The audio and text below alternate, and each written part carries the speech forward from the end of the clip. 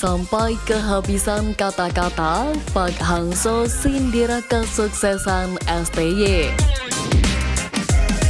Kemenangan realistis Timnas di grup C ronde ketiga.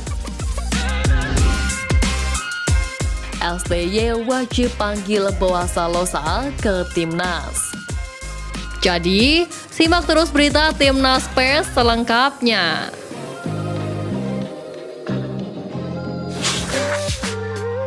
Sampai kehabisan kata-kata, Pak Hangso sindir kesuksesan STY. Sebagaimana diketahui, pelatih Sintayong banyak menuai pujian usai membawa Timnas Indonesia meraih keberhasilan di sejumlah turnamen. Sejak ditunjuk PSSI untuk menukangi Timnas Indonesia pada akhir Desember 2019, Sintayong selalu menghadirkan perkembangan bagi skuad Garuda. Mantan pelatih Vietnam Pak Hangso pun memuji kesuksesan kompatriotnya yakni Sintayong bersama Timnas Indonesia dalam beberapa waktu terakhir. Pak Hangso pun tak ragu menunjukkan kekagumannya terhadap Sintayong, rekan pelatih asal Korea Selatan yang sama-sama berkarir di Asia Tenggara. Perubahan pola permainan juga terlihat setelah sejumlah pemain keturunan asal Eropa mulai bersedia membela Timnas Indonesia. Hasilnya, skuad Garuda meraih prestasi di kejuaraan bergengsi internasional seperti Piala Asia 2023 Senior yang lolos fase grup serta menjadi semifinalis Piala Asia U23. Terbaru, Timnas Indonesia untuk kali pertama berhasil menembus ronde ketiga kualifikasi Piala Dunia 2026 setelah menjadi runner-up grup F di bawah Irak. Skuad Garuda juga menjadi satu-satunya negara Asia Tenggara yang mampu lolos ke ronde ketiga kualifikasi Piala Dunia 2026 melampaui Vietnam, Thailand, dan Malaysia. Serangkaian hasil positif tersebut mengantarkan tim Merah Putih mengalami lonjakan drastis di ranking FIFA dari yang awalnya 173 menjadi 134 hanya dalam waktu 4 tahun. Kondisi inilah yang membuat ex-pelatih Vietnam Pak Hangso tak segan untuk memuji kiprah Sintayong yang sukses membawa perubahan besar bagi Timnas Indonesia. Kemenangan realistis Timnas di grup C ronde ketiga. Memang tak ada lawan yang mudah di kualifikasi Piala Dunia 2026 putaran ketiga nanti. Langkah panjang Timnas Indonesia menuju mimpi berpartisipasi dalam gelaran paling akbar tersebut jelas membutuhkan perjuangan yang tak main-main. Pertaruhan fisik hingga mental harus dilakukan untuk mewujudkan asa seluruh masyarakat tanah air.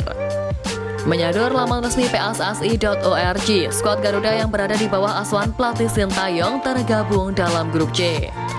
Berhadapan dengan Jepang, Australia, hingga Arab Saudi yang sudah menjadi langganan Piala Dunia tentu bukan hal yang sembarangan. Pasukan Merah Putih diwajibkan melakukan persiapan matang untuk bisa menunjukkan bahwa Indonesia tak bisa diremehkan. Mengincar posisi juara dan runner-up grup C bisa dikatakan adalah mimpi yang terlalu tinggi lantaran ada Jepang dan Australia yang menjadi dua kubu terkuat di grup ini. Menaklukkan Arab Saudi yang tengah memiliki performa apik juga akan berat, maka realistis jika sebelumnya Sintayong menargetkan peringkat keempat. Bahrain dan Cina memang mempunyai peringkat FIFA yang lebih unggul, tetapi kedua tim tersebutlah yang paling mungkin ditumbangkan oleh skuad Garuda.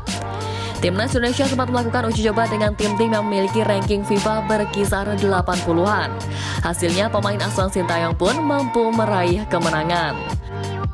Maka bukan hal mustahil jika nantinya pasukan Merah Putih bisa menilik celah dan mengalahkan Bahrain maupun Cina untuk mengamankan tiket putaran keempat lewat babak playoff.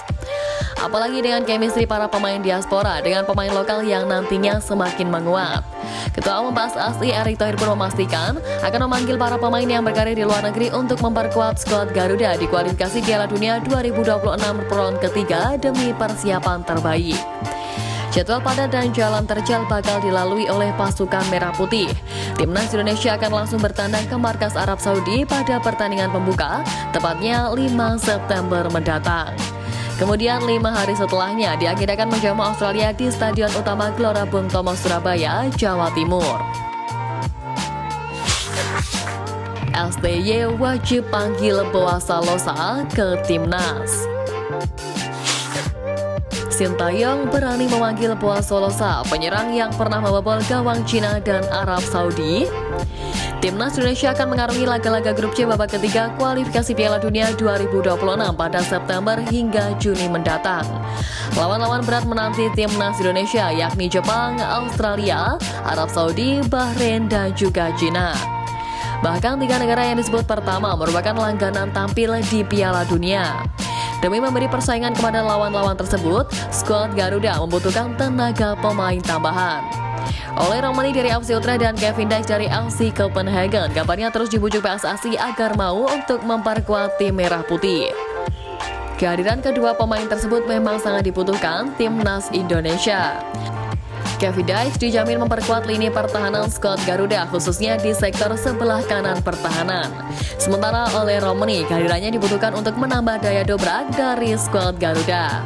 Sekadar diketahui, tim merah putih minim stok penyerang berkualitas saat ini.